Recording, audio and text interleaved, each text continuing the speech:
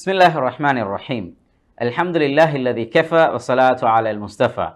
அன்பின் சகோதரர்களே, சகோதரிகளே, இன்றைய நாள் நாங்கள் பார்க்க இருக்கின்ற அத்தியாயம் சூரத்துல் அஸ்ர். அல் குர்ஆனிலே 103வது அத்தியாயமாக வந்திருக்கின்ற இந்த சூறாவை பற்றி நீங்கள் அனைவரும் அறிந்திருப்பீர்கள். நிச்சயமாக இதனை பார்க்கின்ற ஒவ்வொரு சகோதரரும் சகோதரியும் கூட மனப்பாடம் செய்திருக்கின்ற ஒரு சூறா என்று சொன்னாலும் கூட பிழையாக இருக்க மாட்டாது. ஏனெனில் அவ்வளவு சிறிய ஒரு சூறா. அல் குர்ஆனிலே மிகச்சிறிய சூறாக்களுள் இரண்டாவதாக இருப்பது இந்த சூறா தான் என்பதை நீங்கள் அனைவரும் அறிந்து வைத்திருப்பீர்கள். ஏனென்றால் மிகச்சிறிய சூறாவாக இருப்பது சூரா அல் கௌசர், அதற்கு அடுத்ததாக இருப்பது சூரத்துல் அஸ்ர். இந்த அத்தியாயத்தை தான் நாங்கள் இன்று கற்க இருக்கின்றோம். இந்த சூறா அளவில் சொற்களில் தான் சிறிய சூறாவாக இருக்கின்றது. ஆனால் இதன் கருத்துக்களின் ஆழம் மிகவும் விரிவானது. அற்புதமான கருத்துக்களை, அற்புதமான கருத்து செறிவை கொண்ட ஒரு சூறாவாக இந்த சூறா அடையாளப்படுத்தப்பட்டிருக்கின்றது. எந்த அளவுக்கு என்றால் இமாம் ஷாஃபிஈ ரஹிமஹுல்லாஹ் அவர்கள் இப்படி கூறியிருக்கின்றார்கள், லவ் ததப்பர நாசு ஹாதிஹி ஸூரா லவஸிஅத்ஹும். இது தஃப்சீர் இப்னு கஸீரிலே பதிவாக இருக்கின்ற ஒரு கூற்று. அதாவது இந்த சூறாவை மனிதர்கள் ஆழமாக புரிந்து கொள்வார்களாக இருந்தால் இது மட்டும் அவர்களுக்கு போதுமானதாக இருக்கும். அதே நேரம் தஹ்ரீர் வ தன்வீர் என்ற நூலிலே மற்றொரு விதத்தில் இமாம் ஷாஃபிஈ ரஹிமஹுல்லாஹ் அவர்கள் இப்படி கூறியதாக பதிவாக இருக்கின்றது, இன்னஹா சூரத்துன் லவ் லம் யன்சில் இலன் நாஸ் இல்லா ஹிய லகஃபத்ஹும். அல்லாஹு தஆலா இந்த சூறாவை மாத்திரம் இறக்கி அருளியிருந்தால், அதனை மாத்திரம் இந்த மனிதர்கள் படித்தாலே அது மட்டும் அவர்களுக்கு போதுமானதாக இருக்கும். அப்படியான கருத்து செறிவு நிறைந்த ஒரு அத்தியாயமாகத்தான் சூரத்துல் அஸ்ர் பார்க்கப்படுகிறது. அது பற்றி நானும் நீங்களும் ஆழமாக படிக்க வேண்டிய, அதன் அர்த்தங்களை புரிந்து கொள்ள வேண்டிய, அதையெல்லாம் தாண்டி வாழ்க்கையில் நடைமுறைப்படுத்த வேண்டிய தேவை இருக்கின்றது. அதே போன்று மற்றொரு அற்புதமான சம்பவத்தை நீங்கள் வரலாற்றில் கேள்விப்பட்டிருப்பீர்கள். அதுதான் சஹாபாக்கள் எப்போதேனும் ஏதேனும் ஒரு சந்தர்ப்பத்தில் சேர்ந்தால் அவர்களது விவகாரங்களை எல்லாம் கதைத்து முடித்ததன் பின்னர் பிரிந்து செல்கின்ற போது இந்த சூறாவை ஓதிவிட்டு செல்வதாக ஒரு ஹதீஸ் பதிவாகி இருக்கின்றது. இந்த ஹதீஸை அப்துல்லா இப்னு ஹஸன் ரலியல்லாஹு அன்ஹு அவர்கள் அறிவிக்கின்றார்கள். கான ரஜுலான் மின் அஸ்ஹாபி ரசூலில்லாஹி ஸல்லல்லாஹு அலைஹி வஸல்லம் இதல் தகயா லம் யதஃபர்ரகா ஹத்தா யக்ரா அஹதுஹுமா அலல் ஆஹர் வல் அஸ்ர் வ சும்ம யுசல்லிம் அஹதுஹுமா அலல் ஆஹர். அதாவது இரண்டு நபித்தோழர்கள் ஏதேனும் ஒரு விவகாரத்துக்காக சந்தித்துக் கொள்வார்களாக இருந்தால் அதன் பின்னர் அவர்கள் பிரிந்து செல்கின்ற போது இந்த சூறாவை ஓதுவார்களாம். அதன் பின்னர் ஒருவர் மற்றொருவருக்கு சலாம் சொல்லிவிட்டு பிரிந்து செல்வார்களாம். இது இந்த சம்பவம் எதனை குறிப்பிடுகின்றது என்றால், அவர்களுக்கிடையில் எத்தனையோ விதமான சமாச்சாரங்கள் பேசப்பட்டிருக்கும். அவர்களது வியாபார விஷயங்களாக இருக்கலாம், மார்க்கம் சம்பந்தமான ஏதோ ஒரு தெளிவை பெற்றுக்கொண்ட ஒரு சந்தர்ப்பமாக இருக்கலாம், குடும்ப விவகாரங்களாக இருக்கலாம். எப்படியான உரையாடல்களை தொடர்ந்தாலும் கூட யாரேனும் இரண்டு பேர் சந்தித்து கொண்டால் பிரிகின்ற போது இந்த சூறாவைத்தான் ஓதிவிட்டு பிரிகின்றார்கள். ஏனெனில் அந்த சூறா அவர்களுக்குரிய பல வாழ்க்கை பாடங்களை கற்றுக் கொடுக்கின்ற ஒரு சாராம்சமான சூறாவாக அமைந்திருக்கின்றது. அதனைத்தான் நாங்கள் இன்ஷா அல்லாஹ் இதன் பின்னர் படிக்க இருக்கின்றோம். ஆம், சூறாவுக்குள் நுழைகின்ற போது முதலாவதாக அந்த சூறாவில் வருகின்ற சொல் என்ன தெரியுமா? வல் அஸ்ர் என்று ஆரம்பிக்கின்றதே. முதலாவது அந்த வாவ், அந்த வ சத்தியம் செய்வதற்கு பயன்படுத்தப்படுகின்ற சொல். நானும் நீங்களும் நிச்சயமாக இது பற்றி அறிந்திருப்போம். எத்தனையோ அத்தியாயங்கள் இந்த வாவில் ஆரம்பிப்பதை பார்த்திருப்பீர்கள். வஷ்ஷம்ஸி வதுஹாஹா வல் ஃபஜ்ர் வன் நஜ்மி இதா ஹவா என்று இன்னும் எத்தனையோ அத்தியாயங்கள் இப்படி ஆரம்பிப்பதை பார்த்திருப்பீர்கள். சற்று ஆழமாக யோசித்து பாருங்கள், அல்லது இன்னொரு சந்தர்ப்பத்தை எடுத்து இந்த வ சத்தியம் செய்யப்பட்டு ஆரம்பிக்கின்ற அத்தியாயங்கள் சொல்ல வருகின்ற செய்தியை சற்று ஆழமாக நோக்குங்கள். நிச்சயமாக ஒரு விஷயத்தை புரிந்து கொள்வீர்கள். என்னவென்றால், அல்லாஹ் அவனது படைப்புகளில் சிலவற்றின் மீது சத்தியம் செய்துவிட்டு இந்த உலகத்திலே எமக்கு சொல்ல விரும்புகின்ற அதி உன்னதமான செய்தி ஒன்றை அந்த அத்தியாயங்கள் கொண்டிருக்கும். நிச்சயமாக அப்படித்தான் இருக்கும். தேடி பாருங்கள், புரிந்து கொள்வீர்கள். உதாரணத்திற்கு ஒரு அத்தியாயத்திலிருந்து சொல்லுகின்றேன். வஷம்சி வதுஹாஹா என்று ஆரம்பிக்கின்ற அந்த சூரா 9 சத்தியங்களை செய்துவிட்டு மிகப்பெரியதொரு உண்மையை எமக்கு எடுத்து காட்டுகின்றது. அதாவது கது அஃப்லஹ மன் ஸக்காஹா, தொடராக 9 சத்தியங்களை செய்துவிட்டு உள்ளத்தை யார் வெற்றி பெற்ற, உள்ளத்தை யார் கட்டுப்பாட்டில் வைத்திருக்கின்றார்களோ அவர்கள் வெற்றி பெற்று விட்டார்கள். உள்ளத்தை யார் கட்டுப்பாட்டில் வைத்திருக்கின்றார்களோ அவர்கள் வெற்றி பெற்று விட்டார்கள். அதில் யார் தோல்வி அடைந்தார்களோ அவர்கள் நஷ்டவாளிகள் என்பதை அழகாக அந்த அத்தியாயம் நமக்கு எடுத்து காட்டுகின்றது. எனவே அதே போன்று தான் இந்த அத்தியாயத்திலும் சூரத்துல் அஸ்ரிலும் அல்லாஹு தாலா எமக்கு ஏதோ மிக ஆழமான மிக முக்கியமான கருத்தொன்றை சொல்ல வருகின்றான். வல் அஸ்ர், காலத்தின் மீது சத்தியமாக என்று தான் நாங்கள் மொழிபெயர்த்திருப்போம். ஆம், அதன் அர்த்தம் அதுதான்.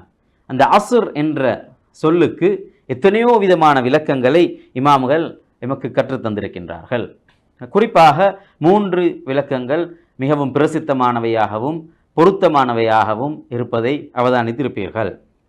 முதலாவது, காலம் என்ற பெயரில் அது மொழிபெயர்க்கப்படுகின்றது. மனிதன் என்றால் அவனது வாழ்க்கை என்றாலே அவனது ஆயுட்காலம்தான். எனவே அவனுக்கு இருக்கின்ற காலம், அவன் அதனை சரியாக பயன்படுத்தினால் அவனது வாழ்க்கை எப்படி போகும், அவன் அதனை பிழையாக பயன்படுத்தினால் அவனது வாழ்க்கை எவ்வளவு நஷ்டத்தில் போய் முடியும் என்பதைத்தான் இந்த சூரா சொல்ல வருகின்றது. அது பற்றித்தான் நாங்கள் இன்ஷா அல்லாஹ் இதன் பின்னர் படிக்க இருக்கின்றோம். எனவே காலம் என்று அந்த சூராவுக்குரிய மொழிபெயர்ப்பை பல இமாம்கள் மிக தெளிவாக கூறியிருக்கின்றார்கள். அல்லாஹ் அறிவிப்பதாக வருகின்ற ஹதீஸ், காலம் பற்றிய ஹதீஸ் இப்படி பதிவாகி இருக்கின்றது. அபூ ஹுரைரா ரலியல்லாஹு அன்ஹு அவர்கள் அந்த ஹதீஸை அறிவிக்கின்றார்கள். سمعت رسول الله صلى الله عليه وسلم يقول قال الله عز وجل يسب ابن آدم الدهر وأنا الدهر بيدي الليل والنهار. அபூ ஹுரைரா ரலியல்லாஹு அன்ஹு அவர்கள் அறிவிப்பதாக இந்த ஹதீஸ் பதிவாகி இருக்கின்றது. سمعت رسول الله صلى الله عليه وسلم يقول قال الله عز وجل يسب ابن آدم الدهر وأنا الدهر بيدي الليل والنهار. மனிதன் காலத்தை ஏசுவதனூடாக என்னை புண்படுத்துகின்றான். நான் தான் காலம், நானே தான் இரவையும் பகலையும் கட்டுப்பாட்டில் வைத்திருக்கின்றேன் என்பதாக அல்லாஹு தாலா சொல்வதாக ரசூல் ஸல்லல்லாஹு அலைஹி வஸல்லம் அவர்கள் கூறியதை தான் கேட்டதாக அபூ ஹுரைரா ரலியல்லாஹு அன்ஹு அவர்கள் அறிவிக்கின்றார்கள். காலம் எவ்வளவு முக்கியமானது, காலம் எந்த அளவுக்கு ரப்போடு சம்பந்தப்பட்டது என்பதை அந்த ஹதீஸ் எமக்கு திட்ட தெளிவாக சொல்ல வருகின்றது. அடுத்த ஒரு அர்த்தம் இருக்கின்றது. அது என்ன தெரியுமா? அசுர் என்ற அந்த சொற்பதம் அசீர் என்ற பழச்சாறு, த ஜூஸ், அதாவது வேறு எந்த கலப்படமும் இல்லாத மிகவும் செறிவான பழச்சாறுக்கு வழங்கப்படுகின்ற பெயர் அசீர். அது என்னவென்றால் அதில் எந்த கலப்படமும் இல்லை. ஒரு பழத்தை தூய்மையாக பிழிந்தெடுத்தால் வருகின்ற அந்த சாறு இருக்கின்றதே, அது அசீர் எனப்படும். அதாவது இந்த அத்தியாயம், அதில் இருக்கின்ற மெசேஜ், அது எமக்கு சொல்ல வருகின்ற செய்தி ஒரு சாராக பிழிந்தெடுத்த ஆக தேவையான மெசேஜாகத்தான் அது இருக்கின்றது என்பதை எமக்கு தெளிவுபடுத்துகின்றது. அதுவும் இந்த அசுர் என்ற சொல்லில் அடங்கி இருக்கின்ற ஒரு அற்புதமான அர்த்தம். மற்றொரு அர்த்தம் இருக்கின்றது. அசுர் தொழுகை, ஒரு நாளின் தொழுகையில் அந்தி வேளையில் நாங்கள் தொழுகின்ற ஒரு வக்து அசர் தொழுகை. அந்த அசுரையும் இந்த அசுர் என்ற சொல் குறிக்கும் என்பதாகவும் இமாம்கள் கூறியிருக்கின்றார்கள். ஹதீஸ்களிலும் கூட அசர் தொழுகை பற்றி, அதன் முக்கியத்துவங்கள் பற்றியெல்லாம் எவ்வளவோ வந்திருக்கின்றன. நானும் நீங்களும் தேடி கற்றுக்கொள்ள முடியுமாக இருக்கும் என நம்புகின்றேன். அதே போன்று 2வது வசனம், இன்னல் இன்சான லஃபி ஹுஸ்ர். இந்த வசனத்தில் இருக்கின்ற ஒரு அற்புதமான, இந்த வசனத்தில் இருக்கின்ற ஒரு மொழி ரீதியான ஆழமான அர்த்தம் புரிதல் எனக்கும் உங்களுக்கும் தேவைப்படும் என நினைக்கின்றேன். இன்ன என்று ஆரம்பிக்கின்றது. அல் குர்ஆனில் எத்தனையோ வசனங்களில் இதே சொல் பயன்படுத்தப்பட்டிருப்பதை பார்த்திருப்பீர்கள். இன்ன, அதாவது இந்த அடைமொழி எங்கு பயன்படுத்தப்படுகின்றது என்றால், இன்ன என்றால் நிச்சயமாக என்று பொதுவாக மொழிபெயர்க்கின்றோம். அதாவது ஒரு விஷயம் நிச்சயமாக நடந்தே தீரும் என்பதற்கான ஓர் அத்தாட்சியாகத்தான் இந்த சொல் அல் குர்ஆனில் பல இடங்களில் பயன்படுத்தப்படுகிறது. அதே நேரம் சில வசனங்களில் ல என்ற இடைச்சொல்லும் பயன்படுத்தப்பட்டிருக்கும். அப்படி பயன்படுத்தப்படுகின்ற வசனங்களிலும் அந்த ல என்ற சொல்லுக்கு பின்னர் வருகின்ற விடயம் நிச்சயமாக நடந்தே தீரும் என்பதை உறுதிப்படுத்துகின்ற ஒரு விடயமாக, உறுதிப்படுத்துகின்ற ஒரு இடைச்சொல்லாகத்தான் இந்த சொல் பயன்படுத்தப்படுகின்றது. இந்த வசனத்திலே, சூரத்துல் அஸ்ரின் 2வது வசனத்திலே, இன்னல் இன்சான லஃபி ஹுஸ்ர், அதாவது மனிதன் நிச்சயமாக நஷ்டத்தில் இருக்கின்றான், நோ டவுட் மனிதன் நஷ்டத்தில் இருக்கின்றான். இன்னவும் வந்திருக்கின்றது, ல என்ற இடைச்சொல்லும் வந்திருக்கின்றது. எனவே எவ்வளவு சீரியஸான ஒரு உண்மையை அல்லாஹு தஆலா இதனூடாக எமக்கு தெளிவுபடுத்த விரும்புகின்றான் என்பதை நாங்கள் புரிந்து கொள்ள வேண்டும். மனிதன் நஷ்டத்தில் இருக்கின்றான். இட் இஸ் காமன், பொதுவாகவே மனிதன் நஷ்டத்தில் தான் இருக்கின்றான் என்பதைத்தான் அந்த ஆயத் எமக்கு எத்தி வைக்கின்றது. அதில் உள்ள ஒரு விடயம்தான் ஹுஸ்ர். இந்த நஷ்டம் என்பது எப்படிப்பட்ட நஷ்டம், அந்த நஷ்டம் எப்படி நாங்கள் அந்த நஷ்டத்தை அளந்து பார்ப்பது, அந்த நஷ்டத்திலிருந்து எப்படி வெளியே வருவது, அது பற்றி நாங்கள் சிந்திக்கின்றோமா, அதற்கென்று நேரம் ஒதுக்குகின்றோமா? பலபோது அப்படி எமது காலம் கடந்து செல்வதில்லை, பலபோது நாங்கள் அப்படி யோசிப்பதில்லை. ஹுஸ்ர் என்றால், ஒரு உதாரணமாக எடுத்துக்கொள்வோமே, ஒரு மனிதனிடத்தில் ஓரளவு பணம் இருக்கின்றது. அவன் அந்த பணத்தை நன்றாக அனுபவித்து, அவனுக்கு விரும்பியதெல்லாம் வாங்கி, விரும்பிய இடத்திற்கெல்லாம் சென்று நன்றாக குதூகலமாக இருக்கின்றான், முடிந்த விதத்தில் எல்லாம் அனுபவிக்கின்றான், ஜொலியாக இருக்கின்றான். அவனிடம் இருக்கின்ற அந்த பணம் அவனுக்கு தெரியாமலே மெதுவாக குறைகின்றது. ஆனால் அவன் யோசிப்பது என்னவென்றால், நான் ஜொலியாக இருக்கின்றேன், சந்தோஷமாக இருக்கின்றேன், எல்லோரோடும் சேர்ந்து கூத்தும் கும்மாளவுமாக எனது வாழ்க்கை போகின்றது, எனக்கு எந்த கவலையும் இல்லை என்றெல்லாம் நினைத்தவாறு அவன் போகின்றான். ஆனால் சில நாட்களில் இருந்த அந்த பணம் முடிந்துவிட்டால் அவன் நஷ்டவாளியாகின்றான் அல்லவா, அவன் பெரியதொரு கஷ்டத்தில் விழுகின்றான் அல்லவா. எங்கே இருந்த பணம், நான் சம்பாதித்ததெல்லாம் எங்கே, எப்படி இந்த பணம் இல்லாமல் போனது? அவனிடம் எந்த கணக்கு வழக்கும் இருக்காது, அவனுக்கு எங்கே போனது என்று அவனால் சிந்தித்து பார்க்கவும் முடியாது, யோசித்து கொண்டிருப்பான், தலையை பீத்து கொண்டிருப்பான். அப்படி கஷ்டத்தில் விழுந்தால்தான் அந்த நஷ்டம் என்னவென்பதை பற்றி அவன் யோசிக்க தொடங்குவான். அந்த ஹுஸ்ர் தான், அவனையே அறியாமல் அவன் விழுகின்ற அந்த குழி தான் இந்த நஷ்டம் என்பதை நாங்கள் புரிந்து கொள்ள வேண்டும். அந்த நஷ்டத்தில் இருந்து ஒருவன் வெளியே வர வேண்டும் என்றால், இருக்கின்ற அந்த பணத்தை, அவனிடம் உள்ள அந்த சொத்தை ஒரு சில இடங்களில் முதலிட்டு அதனூடாக வருமானம் மேலதிகமாக வந்து கொண்டிருக்கும். அதே நேரம் அனுபவிக்க வேண்டிய விடயங்களை தாராளமாக அனுபவிப்பான். கஞ்சத்தனம் இல்லாமல், எந்த சிக்கல் சங்கடம் இல்லாமல் சந்தோஷமாக வாழ்வான், எல்லோருக்கும் உதவி செய்து கொண்டிருப்பான். அதே நேரம் அவனது முதலீடாக போட்ட இன்வெஸ்ட் பண்ணிய அந்த பணம் இன்னும் அவனது சொத்தை செல்வத்தை அதிகரித்து கொண்டே இருக்கும். அப்படி ஒரு மனிதன் போவானாக இருந்தால், சில கட்டங்களில் ஏதோ சிக்கல்கள் சவால்கள் வரும், கொஞ்சம் ஏற்ற இறக்கங்கள் இருக்கும். ஆனால் அவனுக்கென்று முதலிட்ட அந்த சொத்து இருக்கும், அவனுக்கென்று வருமானம் கூடவாக அதிகமாகவோ குறைவாகவோ வந்து கொண்டே இருக்கும். அப்படி ஒரு நிலைமையில் ஒரு மனிதன் வாழ முடியுமாக இருந்தால், இன்ஷா அல்லாஹ் அவனது வாழ்க்கை எவ்வளவு அழகாக இருக்கும் என்பதை கற்பனை செய்து பாருங்கள். இதுதான் அந்த ஹுஸ்ரும், அந்த ஹுஸ்ரில் இருந்து வெளியே வருவதற்கான வழியும் என்பதை எங்களால் புரிந்து கொள்ள முடியுமாக இருந்தால், நாம் இந்த சூரா அடுத்ததாக சொல்ல வருகின்ற எப்படி இந்த ஹுஸ்ரில் இருந்து, இந்த நஷ்டத்திலிருந்து வெளியே வர முடியும் என்பதற்கான வழிகாட்டலை குர்ஆனின் அடுத்த சூரத்துல் அஸ்ரின் அடுத்த ஆயத் திட்ட தெளிவாக எமக்கு சொல்லித்தர வருகின்றது. 3வது வசனம் இப்படி ஆரம்பிக்கின்றது, இல்லல்லதீன ஆமனு, முதலாவது கண்டிஷன், வஅமிலுஸ் ஸாலிஹாத், இரண்டாவது கண்டிஷன், வதவாஸவ் பில் ஹக், மூன்றாவது கண்டிஷன், வதவாஸவ் பிஸ் ஸப்ர், நான்காவது கண்டிஷன். இந்த 4 கண்டிஷன்களையும், இந்த 4 விஷயங்களையும் வாழ்க்கையில் சரியாக ஒரு மனிதன் நடைமுறைப்படுத்தினால் இந்த நஷ்டத்தில் இருந்து வெளியே வரலாம். இந்த 4 விஷயங்களிலும் ஒரு மனிதன் தனக்கு இருக்கின்ற சொத்து செல்வங்களை தன்னிடம் இருக்கின்ற வளங்களை முதலிட்டால் அவனுக்கு உலக வாழ்க்கையிலும் சந்தோஷமும் திருப்தியும் நிம்மதியும் இருக்கும், மறுமை வாழ்க்கையிலும் வெற்றி இருக்கும், சுவனம் கிடைக்கும் என்பதைத்தான் இந்த சூரா நமக்கு சொல்ல வருகின்றது. இப்போது அந்த 4 விஷயங்களும் என்னவென்பதை சற்று ஆழமாக நானும் நீங்களும் கலந்துரையாடுவோம் இன்ஷா அல்லாஹ். முதலாவது, இல்லல்லதீன ஆமனு, ஈமான் கொண்டால். ஈமான் என்பது நாங்கள் பலபோது நினைத்திருப்போம், பேரளவில் அல்ஹம்துலில்லாஹ் முஸ்லிமாக பிறந்து விட்டோம், வாழ்ந்து விட்டோம், வளர்ந்து விட்டோம் என்று பெருமைப்பட்டு கொள்ளலாம்.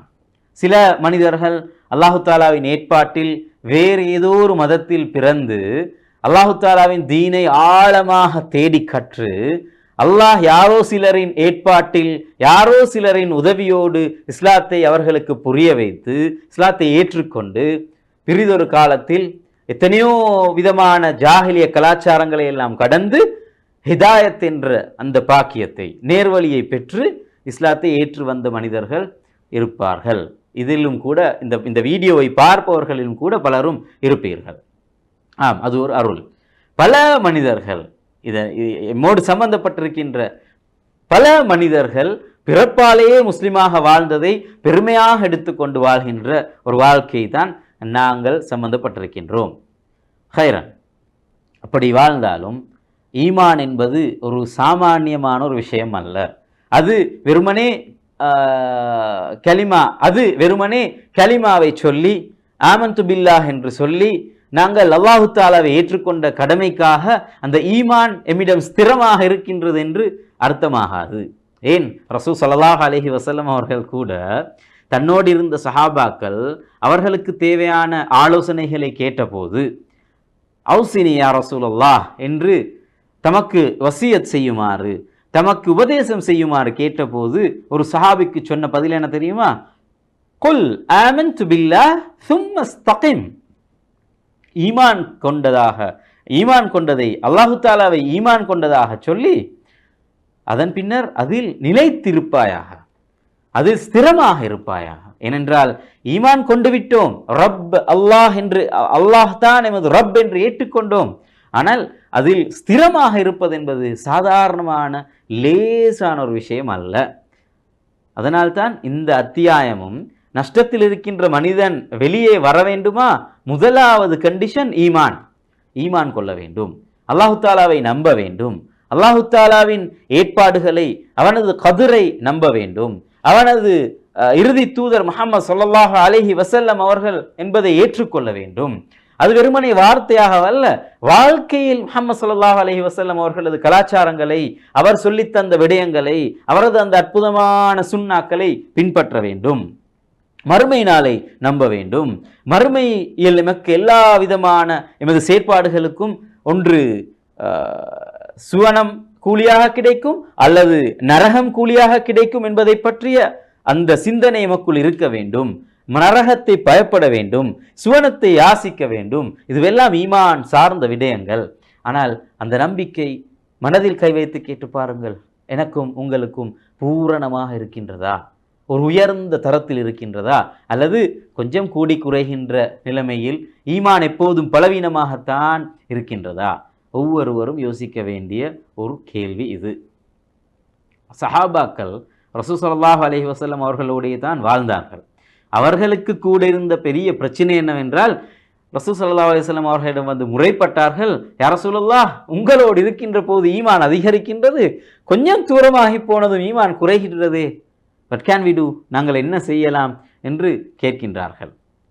அதே நேரம் இன்னும் பல சஹாபாக்கள் இடைக்கிடையே எங்கேயாவது சந்தித்து கொண்டால், தாலு இஜ்லிஸ் பினா நுமினு ஸாஅ, நாங்க கொஞ்சம் உட்காருவோம், உட்கார்ந்து ஈமானை புதுப்பித்துக் கொள்வோம் என்பதாகவெல்லாம் பரஸ்பரம் உரையாடி அவர்களது ஈமானை புதுப்பித்துக் கொள்வதற்கான ஏற்பாடுகளை செய்கின்றார்கள்.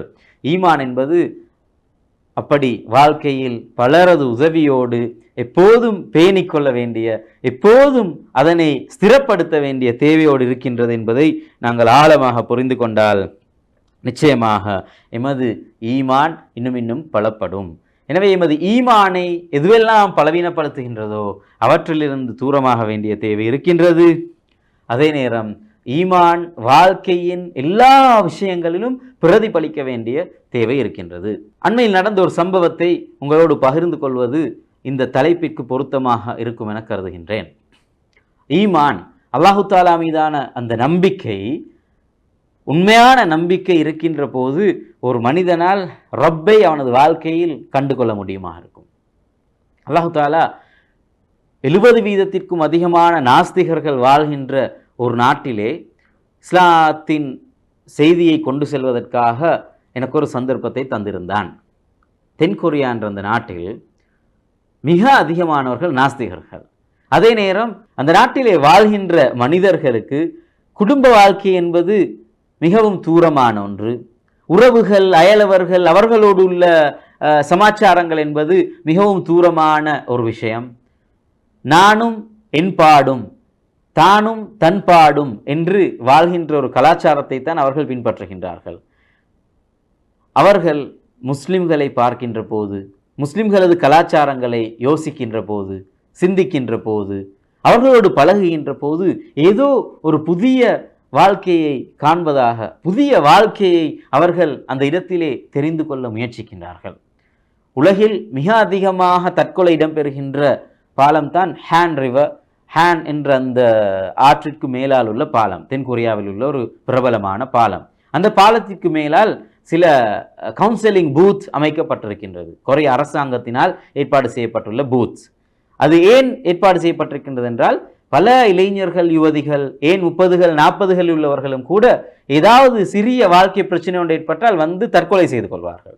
அவர்களை மாடர்ன் டெக்னாலஜிஸு கூடாக அவர்கள் ஏதோ ப்ரெஷரோடு, ஏதோ டிப்ரெஷனோடு வந்திருக்கின்றார்கள் என்பதை புரிந்து அவர்களுக்கான வழிகாட்டலை வழங்குவதற்கான பூத் செட்டப் அந்த பாலத்திற்கு மேல் ஏற்பாடு செய்யப்பட்டிருக்கின்றது. அதிலிருந்து ஒரு சந்தர்ப்பத்தில் அறிமுகமான ஒரு இளைஞன், அவனுக்கு ஏதோ காதல் விவகாரம் ஒன்றில் ஒரு சிக்கலில் மாட்டிக்கொண்டவன், அதிலிருந்து விடுபட முடியாமல், அந்த இழப்பை அவனால் தாங்கிக் கொள்ள முடியாமல் தற்கொலை செய்ய வந்திருக்கின்றான்.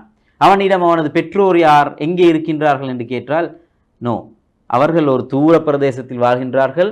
வாழ்வில் 2 சந்தர்ப்பங்களில் ஒவ்வொரு வருஷமும் போய் அவர்களை சந்தித்து சில அன்பளிப்புகளை கொடுத்து விட்டு வருவேன் என்கின்றான். அதே போன்று அவனுக்கு உறவுகள் யாரும், ஆறுதலுக்கு யாரும் இருக்கின்றார்களா? இல்லை. நண்பர்கள் எப்போதாவது சேர்வோம், ஏதோ உண்டு கழிப்போம், குதூகலமாக இருப்போம், பிரிந்து செல்வார்கள். அவரவரது வேலை, அவரவரது சோழி, இப்படித்தான் வாழ்க்கை. உனக்கென்று ஒரு மரணத்திற்கு பின் ஒரு வாழ்க்கை இருக்கின்றது, அங்கு உனக்கு ஒரு நீதி கிடைக்கும் என்ற நம்பிக்கை இருக்கின்றதா? சுத்தமாக இல்லை, எதுவுமே தெரியாது. அப்படி இருந்த மனிதனிடம் குடும்ப வாழ்க்கை சம்பந்தமாக, திருமண உறவு சம்பந்தமாக, பெற்றார் பிள்ளை உறவு சம்பந்தமாக, மனித சகவாசங்கள் சம்பந்தமாக, ஒரு மனிதனுக்கு மற்றொரு மனிதனில் ஆறுதல் இருப்பது சம்பந்தமாக எல்லாம் சொல்லி, மறுமை என்ற ஒரு வாழ்க்கை இருக்கின்றது, இங்கே ஏதேனும் உலகத்தில் ஒரு அநியாயம் நடந்தாலும் கூட மறுமையில் நிச்சயமாக அதற்கு ஒரு கூலி கிடைக்கும் என்ற நம்பிக்கை இருப்பது எவ்வளவு அற்புதமானது என்பதை விளங்கப்படுத்துகின்ற போது அவன் ரப்பை அந்த இடத்திலே தேடுகின்றான். 1-2 நாட்கள் அல்ல, மாதங்கள், வருடங்களாக தேடுகின்றான். தேடி அல்ஹம்துலில்லாஹ் அவன் ரப்பை கண்டு கொள்கின்றான். இஸ்லாத்தை அவனது மார்க்கமாக ஏற்றுக்கொள்கின்றான். இன்று நோன்பு நோற்றுக்கொண்டு அவனது வாழ்க்கையை, பயணத்தை கொண்டு போகின்றான். அல்ஹம்துலில்லாஹ். அப்படி ஒரு மனிதனுக்கு இறை நம்பிக்கையும், இறைவன் மீதான அந்த ஆத்மார்த்தமான உறவும், மறுமை சார்ந்த நம்பிக்கையும் வளருமாக இருந்தால், அந்த ஈமான் இயல்பாக வருமாக இருந்தால், நிச்சயமாக அவனது வாழ்க்கை செழிப்பாகும் என்பதற்கான ஒரு அற்புதமான உதாரணம் தான் அந்த சகோதரனின் உதாரணம். ஆம், இந்த ஈமான் வெறுமனே ஈமானாக இருந்துவிட்டால் மாத்திரம் போதாது, அது செயல்களில் வர வேண்டும். அதுதான் அடுத்த கண்டிஷன். இல்லல்லதீன ஆமனு வ அமிலு ஸாலிஹாத். 2வது விஷயம் அமலு ஸாலிஹ். இஸ்லாத்தை பொறுத்தவரை ஓர் செயல் அமலு ஸாலிஹாக, அதாவது நல்லமலாக ஏற்றுக்கொள்ளப்பட வேண்டுமாக இருந்தால் முக்கியமான ஒரு கண்டிஷன், ஒரு கட்டளை, அமலு ஸாலிஹாக ஏற்றுக்கொள்ளப்பட வேண்டுமாக இருந்தால் முக்கியமான ஒரு நிபந்தனை இருக்கின்றது. அதுதான் எண்ணம், நியத். நாங்கள் வாழ்க்கையில் செய்கின்ற ஒவ்வொரு செயற்பாடுகளும் அதன் எண்ணத்தை பொறுத்து அதற்குரிய கூலி அழகானதாக, உயர்ந்ததாக இருக்கும். இஸ்லாத்தின் வரையறைகளுக்கு உட்பட்ட ஒவ்வொரு விஷயமும் இஸ்லாமிய ஷரியா சட்டங்களுக்கு உட்பட்ட ஒவ்வொரு விஷயமும் அதற்கே உரிய விதத்தில் அல்லாஹுவை நாடியதாக, அல்லாஹு தாலாவிடம் கூலியை எதிர்பார்த்ததாக செய்கின்ற போது அதற்குரிய கூலி பூரணமாக வழங்கப்படும். ரசூல் ஸல்லல்லாஹு அலைஹி வஸல்லம் அவர்கள் சொன்ன ஒரு ஹதீஸ் பலரும் தெரிந்து வைத்திருப்பீர்கள். இன்னமல் அஅமாலு பின்னிய்யா வ இன்னமா லிகுல்லி இம்ரிஇம் மா நவா. அதாவது ஒரு மனிதன் அவனது செயற்பாடுகள் அனைத்தும் அவனது எண்ணங்களை பொறுத்ததே, அவனது நீயத்தை பொறுத்ததே. அவன் எதையெல்லாம் உலகத்தில் நாடினானோ அதனை அவன் பெற்றுக்கொள்வான் என்பதாக ஒரு பெரிய சம்பவம், பெரிய ஹதீஸ், அதன் ஆரம்ப பகுதி அது. அதாவது ஒரு மனிதன் ஹிஜ்ரத் போகின்ற போது ஒரு மனிதனிடத்தில் மக்காவிலிருந்து மதீனாவுக்கு வந்து திருமணம் முடிக்க வேண்டும் என்ற ஆசை இருந்தது. மற்றொரு மனிதனிடத்தில் ஒரு பொருளாதார தேவை ஆசை இருந்தது. போது அது பற்றிய விடயங்களை எல்லாம் அல்லாஹு தஆலா ரசூல் ஸல்லல்லாஹு அலைஹி வஸல்லம் அவர்களுக்கு அறிவித்துவிட்டு, தூய்மையாக மக்காவிலிருந்து மதீனாவுக்கு ஹிஜ்ரத் செய்கின்ற மனிதர்களுக்கு ஹிஜ்ரத்துக்குரிய கூலி கிடைக்கும் என்பதை தெளிவுபடுத்துவதற்காகத்தான் இந்த ஹதீஸ் வந்திருக்கின்றது. அந்த ஹதீஸை பூரணமாக வாசித்து தேடி அறிந்து கொள்ளுங்கள். அழகான ஒரு ஹதீஸ். எனவே யாரெல்லாம் தூய்மையாக ஹிஜ்ரத் என்ற நோக்கத்திற்காக இந்த பயணத்திலே வந்து சேர்ந்தார்களோ அவர்களுக்கு அதற்குரிய கூலி கிடைக்கும். யார் திருமணத்துக்காக வந்தார்களோ அதற்குரிய கூலி அவருக்கு கிடைக்கும் என்பதை அந்த ஹதீஸ் எமக்கு தெளிவுபடுத்துகின்றது. எனவே நீயத் முக்கியம். எண்ணங்கள் எப்போதும் தூய்மையாக இருக்க வேண்டும். எண்ணங்களால் எமது வாழ்க்கையில் நாம் சம்பந்தப்படுகின்ற எத்தனையோ செயற்பாடுகள் பல நன்மைகளை கொண்டு தர போதுமானவையாக இருக்கின்றன. இஸ்லாம் ஒரு அழகான மார்க்கம் என்பதற்கு இது ஒரு அழகான உதாரணம். நாங்கள் கேள்விப்பட்டிருக்கின்றோம், ஒரு மனிதன் இயல்பாகவே சிரிப்பான். சிரிப்பும் இபாதத், சிரிப்பும் சதகா, சிரிப்பும் நன்மையை பெற்றுத்தரும் என்பது இஸ்லாத்தில் மட்டும் இருக்கின்ற ஒரு அற்புதமான விஷயம். தபஸ்ஸுமுக் ஃபீ வஜ்ஹி அஹீக் லக சதகா. ஒரு சகோதரனின் முகத்தை பார்த்து புன்முறுவல் பூப்பதும் சதகா என்பதாக ரசூல் ஸல்லல்லாஹு அலைஹி வஸல்லம் அவர்கள் கூறியிருக்கின்றார்கள். ஏன்? பாதையிலே தீங்கு விளைவிக்கின்ற பொருளொன்றை அகற்றுவதும் சதகா, அதற்கும் நன்மை கிடைக்கின்றது. இமாத்தத்துல் அதா அனி தரீக் லக சதகா. அதே போன்று எந்த அளவுக்கு இஸ்லாம் வாழ்க்கையின் ஒவ்வொரு விஷயங்களையும் ஒவ்வொரு பக்கங்களையும் நன்மையாக மாற்றித் தருவதற்குரிய மோட்டிவேஷனை தந்திருக்கின்றது என்பதை பாருங்கள். நீங்கள் உங்களது மனைவியின் வாயில் வைக்கின்ற ஒரு கவல உணவும் கூட சதகா, அதுவும் நன்மையை பெற்று தருகின்றது. இவ்வளவு அழகான மார்க்கமாகத்தான் நாங்கள் இஸ்லாத்தை புரிந்து வைத்திருக்க வேண்டும், வாழ்க்கையை நடைமுறைப்படுத்த வேண்டும். எல்லா செயற்பாடுகளும் அமலு சாலிஹாக மாறுவதற்குரிய ஏற்பாடுகளை செய்ய வேண்டும். அந்த முயற்சியில் ஈடுபடுகின்ற போது எமது உலக வாழ்க்கை இந்த நஷ்டத்திலிருந்து வெளியே வரும். நஷ்டத்திலிருந்து வெளியே வருவதற்கான முதலாவது கண்டிஷன் ஈமான், இரண்டாவது கண்டிஷன் அமலு சாலிஹாத், நல்ல அமல்கள் செய்கின்ற மனிதனாக நாம் எமது வாழ்க்கையை அழகுபடுத்த வேண்டிய தேவையோடு இருக்கின்றோம். மூன்றாவது வதவாஸௌ பில் ஹக், அதாவது நாங்கள் ஏற்கனவே ஈமான் கொண்டிருக்கிறோம், அமலு சாலிஹ் நல்லமல்களிலே ஈடுபடுகின்றோம். இது சார்ந்த எல்லா உண்மைகளையும் எல்லா செய்திகளையும் இந்த நலவுகளையும் சமூகமயப்படுத்துகின்ற, அடுத்தவருக்கு உபதேசிக்கின்ற, அடுத்தவருக்கு ஷேர் பண்ணிக்கொள்கின்ற ஒரு கலாச்சாரம் வர வேண்டும். இது சமூகம் சார்ந்த ஒரு பணி. ஒவ்வொரு மனிதனும் தான் நடைமுறைப்படுத்துவதை, தான் சந்தோஷப்படுவதை, தான் இன்பம் கண்ட ஒரு விடயத்தை பிறருக்கு சொல்லிக் கொடுக்கின்ற போது இந்த வதவாஸௌ பில் ஹக் என்ற அந்த மூன்றாவது கண்டிஷனுக்கு கீழால் வருகின்றோம். நாங்கள் எம்மோடு இருக்கின்ற மனிதர்களுக்கு எப்படியாவது நாங்கள் விளங்கி கொண்ட விஷயங்களை, நாங்கள் புரிந்து கொண்ட இந்த உண்மைகளை எடுத்துரைக்க வேண்டும். அதற்குரிய பணிகளிலே ஈடுபட வேண்டும். சூரா ஃபுஸ்ஸிலத்தின் 41வது அத்தியாயம் அதிலே 33வது வசனத்திலே இப்படி ஒரு ஆயத் வருகின்றது. وَمَنْ أَحْسَنُ قَوْلًا مِّمَّنْ دَعَا إِلَى اللَّهِ وَعَمِلَ صَالِحًا وَقَالَ إِنَّنِي مِنَ الْمُسْلِمِينَ. வார்த்தைகளில் சிறந்தவர் யார் தெரியுமா? மிம்மன் தஆ இலல்லாஹ், யானி அல்லாஹ்வின் பால் அழைத்து தான் பின்பற்றுகின்ற இந்த மார்க்கத்தை சரியான முறையில் தான் சார்ந்திருக்கின்ற சமூகங்களுக்கெல்லாம் எத்தி வைத்து இந்த செய்தியை சொல்லிவிட்டு அதே நேரம் அவன் வாழ்க்கையில் அமலு சாலிஹ் நல்ல அமல்களையும் தனது வாழ்க்கையிலும் நல்ல அமல்களினூடாக நிரப்பிக்கொண்டு அதன் பின்னர் நானும் முஸ்லிம்களில் உள்ளவன் என்று சொல்பவனை விட வார்த்தையால் சிறந்தவன் யார் என்று அந்த வசனம் நம்மிடம் கேட்கின்றது. ஆம், அப்படியான உண்மையான முஸ்லிமாக நாங்கள் வாழ்கின்றோமா? இந்த செய்தியை உலகமெல்லாம் கொண்டு போகின்ற நல்ல முன்மாதிரி மனிதர்களாக நாங்கள் வாழ்கின்றோமா? நாங்கள் கற்ற விடயங்களை பிறருக்கு எத்தி வைப்பதிலே அதிக கரிசனை செலுத்துகின்றோமா? அப்படி யோசித்தால் ஒவ்வொரு மனிதனாலும் புரிந்து கொள்ள முடியுமாக இருக்கும். வத்தவாஸோ பில் ஹக் என்பது எமது வாழ்க்கையால் நாங்கள் இன்னும் பல மனிதர்களுக்கு நலவுகளை சொல்லிக் கொடுக்க வேண்டும். நாங்கள் ஏற்றுக்கொண்ட, நாங்கள் நம்பிய ரப்பை இந்த உலகத்திற்கு காட்டி கொடுக்க வேண்டும். அல்லாஹ் பற்றிய விடயங்களை இந்த உலகில் உள்ள பிற மனிதர்களுக்கு எத்தி வைக்க வேண்டும். இம்மோடு இருக்கின்ற மனிதர்களின் எத்தனையோ விதமான பிரச்சனைகள், சவால்கள், அவற்றுக்கான தீர்வுகளை நாங்கள் சொல்லுகின்ற மனிதர்களாக இம்மை மாற்றிக்கொள்ள வேண்டும். இப்படி எமது வாழ்க்கையை பிற மனிதர்களுக்கு இந்த உண்மையை எத்தி வைக்கின்ற ஒரு வாழ்க்கையாக மாற்றிக்கொள்வது என்பது சாதாரணமான ஒரு விஷயம் அல்ல. அதற்கு கிடைக்கின்ற நன்மைகள் சாதாரணமானவை அல்ல. ஒரு மனிதனது வாழ்க்கையில் நேர்வழி கிடைப்பதற்கு காரணமாக அமைந்தால் அவனுக்கு உலகில் உள்ள எல்லா பொருட்களையும் விட அது சிறந்தது என்பதாக ரசூல் ஸல்லல்லாஹு அலைஹி வஸல்லம் அவர்கள் கூறியிருக்கின்றார்கள். அந்த உணர்வோடு நாங்கள் கற்ற விடயங்களை, உண்மைகளை, இஸ்லாத்தின் செய்தியை சரிவர எத்தி வைக்க முயற்சிப்போம். ஒரு ஹதீஸ் கேள்விப்பட்டிருப்பீர்கள். ஒரு மனிதர் வஃபாத்தானதன் பின்னர் 3 விடயங்கள் மாத்திரம்தான் தொடர்ந்தும் நன்மைகளை கொண்டு வரும். இதா மாத இப்னு ஆதம் இன்கதஅ அமலுஹு இல்லா மின் ஸலாஸ். அதில் ஒரு விடயம் சதகத்தின் ஜாரியா, முதலாவது. இரண்டாவது இல்முன் யுன்தஃபஅ பிஹ். மூன்றாவது வலதின் சாலிஹ் யதுஉ லஹ். அதில் இரண்டாவது வருகின்ற விடயத்தை பாருங்கள். இல்முன் யுன்தஃபஅ பிஹ், அதாவது நாங்கள் கற்ற ஒரு விஷயத்தை, பயனுள்ள ஒரு விஷயத்தை யாரோ சிலருக்கு எத்தி வைக்கின்ற போது அது நாளை எமக்கு மரணித்ததன் பின்னரும் கூட நன்மைகளை கொண்டு வந்து தரும். இது சாதாரணமான ஒரு முதலீடு அல்ல, சாதாரணமான ஒரு இன்வெஸ்ட்மெண்ட் அல்ல.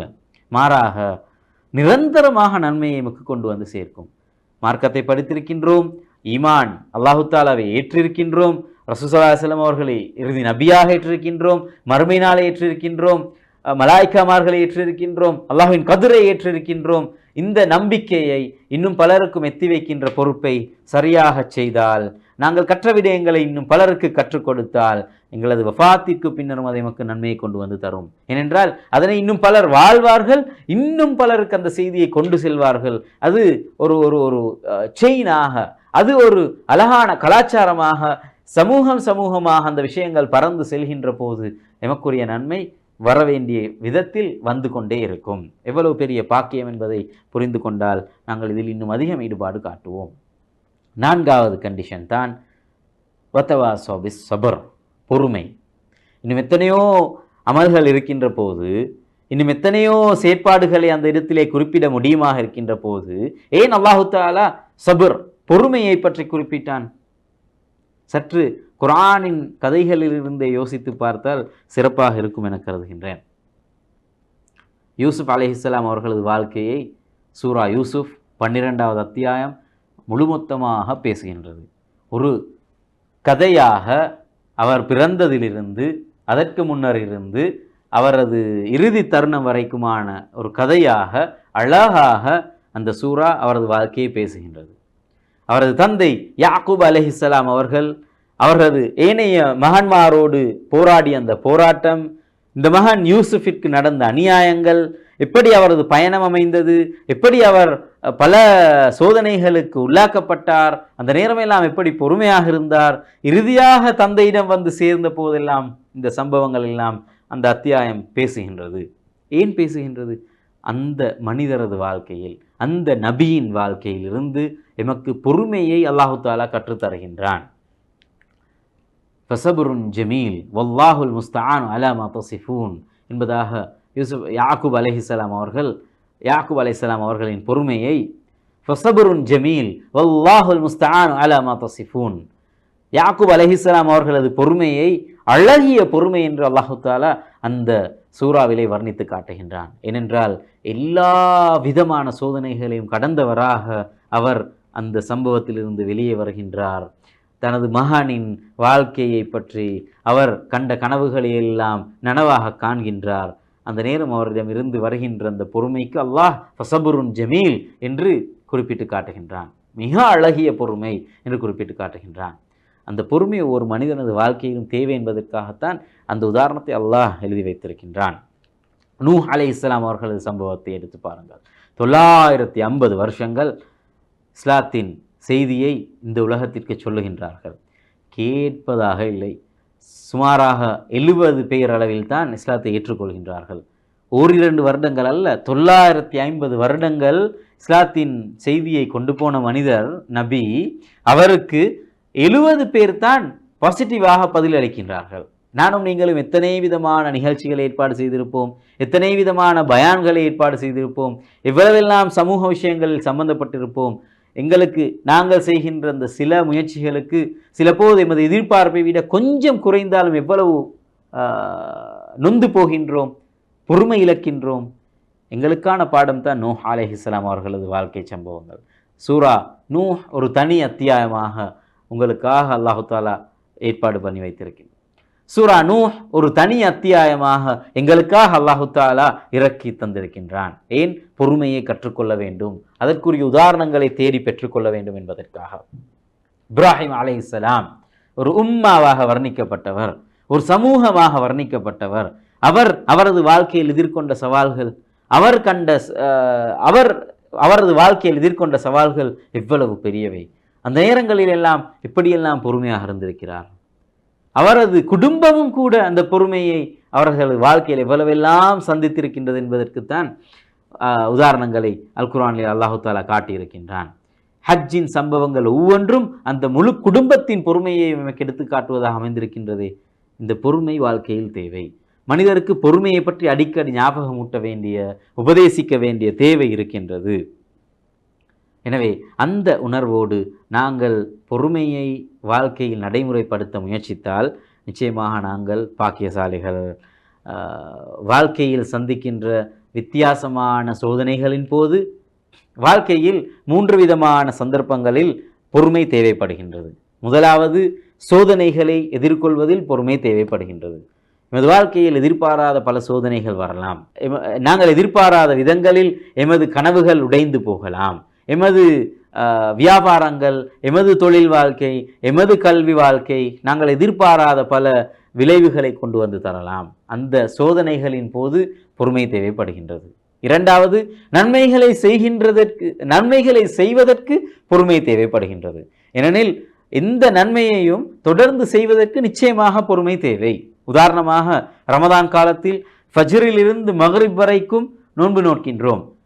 உண்ணாமல் குடிக்காமல் எத்தனையோ இச்சைகளை கட்டுப்படுத்தி கொண்டு, ஹலாலான எத்தனையோ விஷயங்களையும் கூட கட்டுப்படுத்தி கொண்டு வாழ்கின்றோம். 29 நாட்கள் 30 நாட்கள் இந்த கலாச்சாரத்தை தொடர வேண்டும்.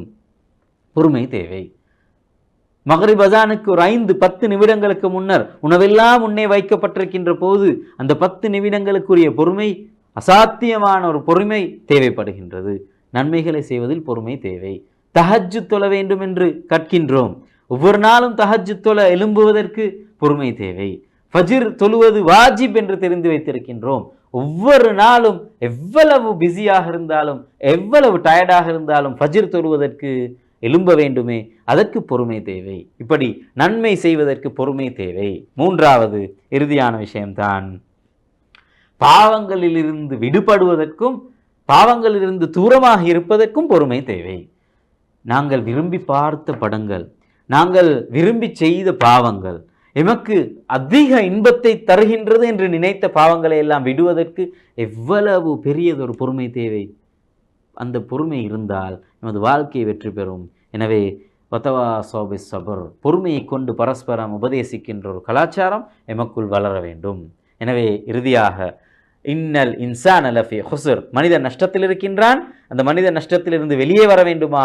4 விஷயங்கள் வாழ்க்கையில் சம்பந்தப்பட வேண்டும். இல்லல்லதீன ஆமனு வ அமிலு ஸாலிஹாத், முதலாவது ஈமான், இரண்டாவது அமலு ஸாலிஹ், நல்ல அமல்களில் தொடர்ந்து ஈடுபட வேண்டும், மூன்றாவது வதவாஸவ் பில் ஹக், உண்மையை, நாங்கள் கற்ற விடயங்களை, நலவுகளை சமூகத்திற்கு எத்தி வைக்கின்ற, பிற மனிதருக்கு ஞாபகமூட்டுகின்ற ஒரு கலாச்சாரம் நமக்குள் இருக்க வேண்டும். சமூகம் சார்ந்த ஒரு அமல்.